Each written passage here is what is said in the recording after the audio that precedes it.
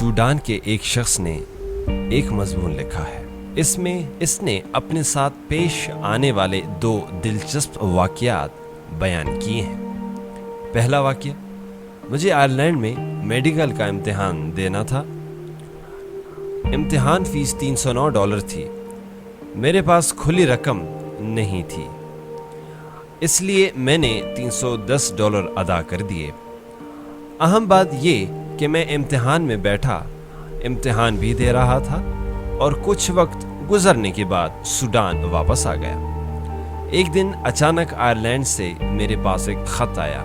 इस ख़त में लिखा था कि आपने इम्तिहान की फ़ीस अदा करते वक्त गलती से 309 की जगह $310 जमा कर दिए थे। $1 का चेक आपको भेजा जा रहा है क्योंकि हम अपने हक से ज़्यादा नहीं लेते।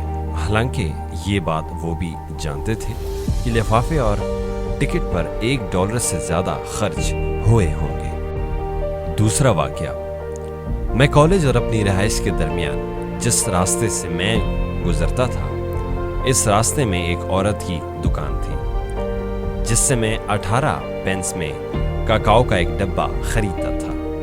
एक दिन देखा कि इसने इसी काकाओ का एक डब्बा और रखा है जिस पर कीमत 20 पेंस लिखी हुई है। मुझे हैरत हुई और इससे पूछा कि क्या दोनों डब्बों की नौइयत में कुछ फर्क है। इसने कहा नहीं, दोनों की क्वालिटी यकसां है।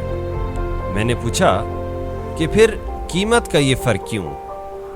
इसने जवाब दिया कि नाइजीरिया, जहां से ये काकाओ हमारे मुल्क में आता है, इसके साथ कुछ मसाइल पैदा हो गए हैं जिसकी वजह से कीमत में उछाल आ गया है। ज्यादा कीमत वाला माल नया है, इसे हम 20 का बेच रहे हैं और कम कीमत वाला पहले का है, इसे हम 18 का बेच रहे हैं। मैंने कहा फिर तो 18 वाला ही खरीदेंगे जब तक ये ख़त्म ना हो जाए। 20 वाला तो इसके बाद ही कोई खरीदेगा। इसने कहा हाँ, ये मुझे मालूम है। ने दोनों डब्बों को मिक्स कर दो और 20 का ही बेचो। किसी के लिए कीमत का ये फ़र्क जानना मुश्किल होगा। इसने मेरे कान में फुसफुसाते हुए कहा, क्या तुम कोई लुटेरे हो? मुझे इसका ये जवाब अजीब लगा और मैं आगे बढ़ गया, लेकिन ये सवाल आज भी मेरे कानों में गूंज रहा है, क्या मैं कोई लुटेरा हूं? ये कौन सा इखलाक है? दरअसल ये हमारा इखलाक होना चाहिए था। ये हमारे दीन का इखलाक है। ये वो इखलाक है जो हमारे नबी करीम सल्लल्लाहु अलैहि वसल्लम ने हमें सिखाया था। लेकिन अपनी ईमानदारी से बताएं, क्या हम लुटेरे नहीं? जुगाड़ में हलाल हराम तक को एक ही गाड़ी रौंदते चले जाते हैं। सिटीजन न्यूज़, सोच मुस्तकबिल की।